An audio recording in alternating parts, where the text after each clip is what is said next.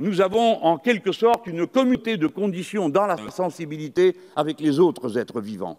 Et cela nous fait devoir. Nous n'avons pas à le regarder de haut avec distance, en le considérant comme de la mièvrerie ou comme un attendrissement qui viendrait nous empêcher de penser correctement. C'est le contraire.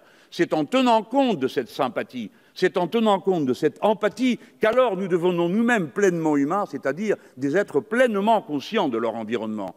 C'est-à-dire que nous n'agissons pas seulement par instinct qui nous commanderait de nous emparer des animaux comme si elles étaient des choses ou des objets, mais au contraire de considérer qu'il s'agit d'êtres sensibles.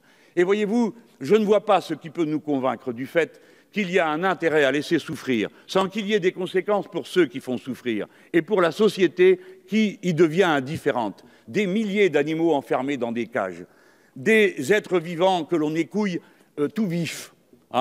Je choisis le mot pour que cela vous pénètre, messieurs, d'un frisson qui vous fait réfléchir.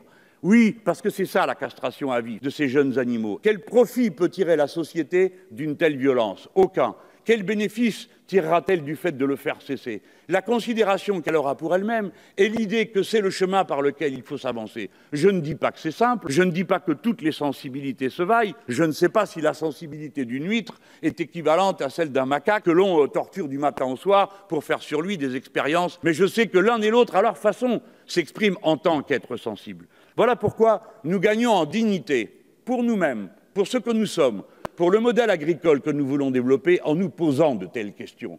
Nous ne faisons pas acte d'une sensiblerie sociétale qui ne concernerait que quelques personnes dans les villes attachées à leurs animaux domestiques, quoique leur attachement soit une bonne et non une mauvaise chose.